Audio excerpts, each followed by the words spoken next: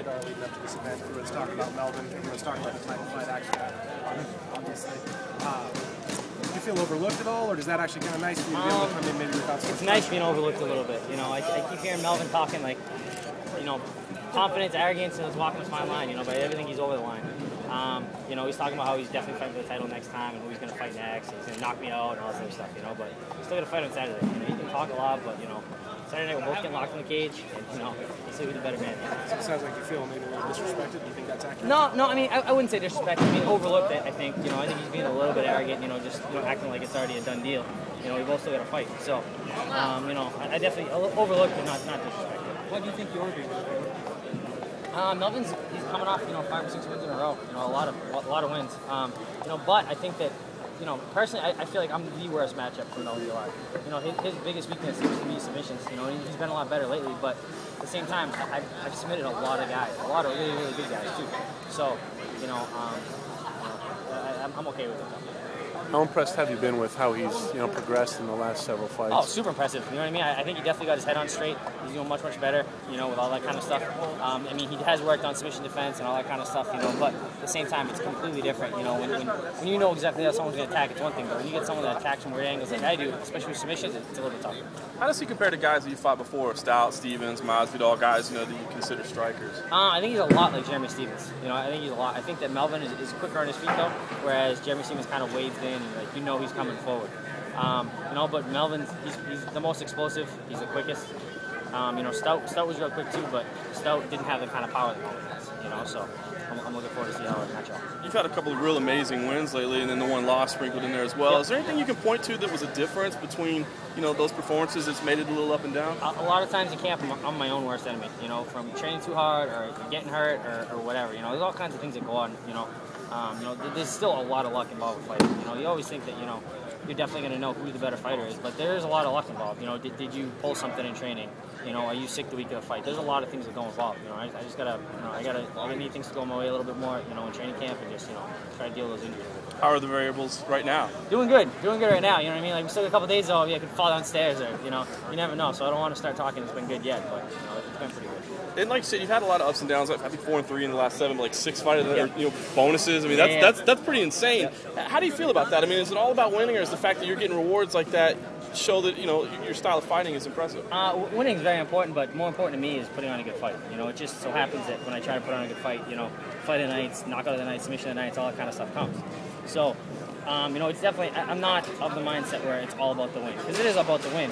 But at the same time, I don't want to be a guy that takes someone down and holds them down for 3 rounds and ekes out a decision. I want to go out there and I want to catch guys in submissions. I want to knock them out. I want to, you know, put them in a real bad place. You're closing in on Chris Lytle territory right now, right? I'm 8 for 10. So I've had 10 fights in the UFC. I've got 8 bonuses. So, you know, and he's done now. So I think we were tied. So I think he's got 10 now. So I think I can catch up. I think I'm going to beat him. You gotta like a guy who brings his own stats to the thing. How do you expect Melvin to attack? Do you think he might be a little bit kind of hesitant, a little bit gun shy, maybe because he's afraid to go to the ground with you? Or? I think Melvin fights the same way pretty much every single time. You know, I think he likes to jump in and out. He likes to knock people out. You know, he doesn't. I don't think he's really a guy that wants to get in the pocket and exchange. I think he's a guy that wants to hit you and move.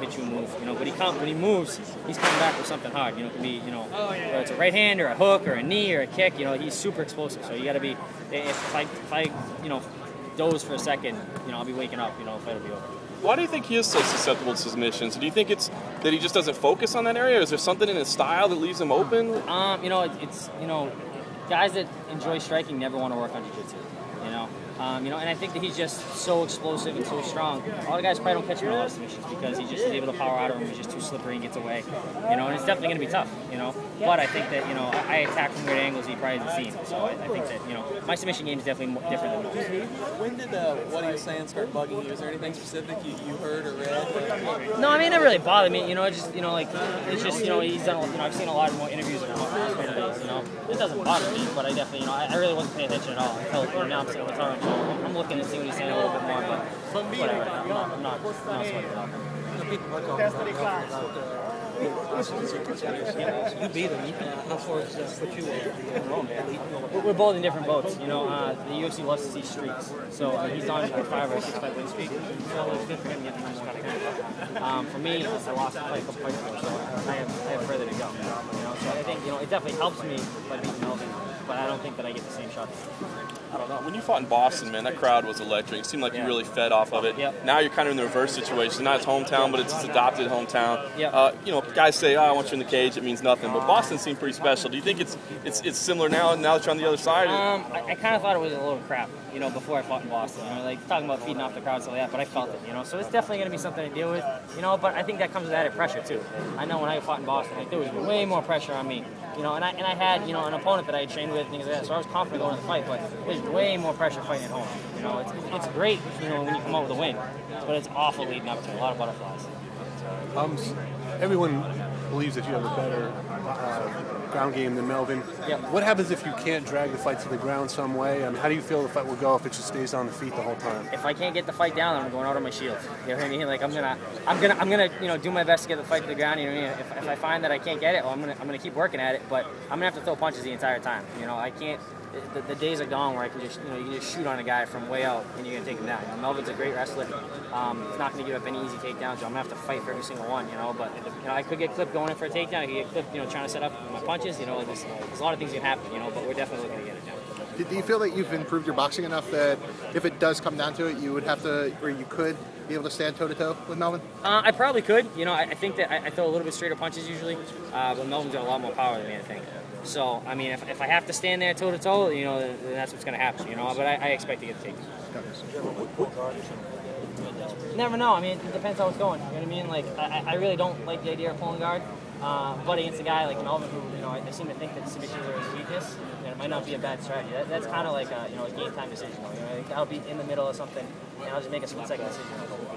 Which attribute of his kind of concerns you most? Is his quickness? Is his speed? Is it I think it's something speed. I think it's speed. You know, when guys are strong, they're generally pretty slow, and when they're slow, you generally see things coming. When a guy's fast, though, it's a shot you don't see coming. You know, he's got good power to go with it. You know, so I think his speed is more of his speed is definitely the bigger issue. Joe, when you take a guy to the ground and maybe it's a place that he's uncomfortable, could you kind of tell right away, like if you get Melvin to the ground, do you kind of feel like you'll have a feeling pretty quickly of whether he's overmatched there? Yeah, you know, I think you can tell a little bit, you know, but there's a sense of urgency. You know, if you get a guy and he's completely comfortable on his back and he's moving his hips and things like that, you know, you got to be a little more cautious. When you get a guy that's just, you know, pushing on your head and trying to, you know, hip heist out and get back to his feet like ASAP, that's definitely a guy that's not that comfortable. You know, and you know, knowing the way, you know, he has been in fights and things like that, like how quickly he gets up, I'm sure he does that all the time in training, which makes me think that he's probably not doing a whole lot of rolling. I think he's probably doing a whole lot of sparring, and when people do take him down, he's probably getting back up. So I don't think he's probably exposed to as many submissions, you know, maybe should be. Cool. No problem.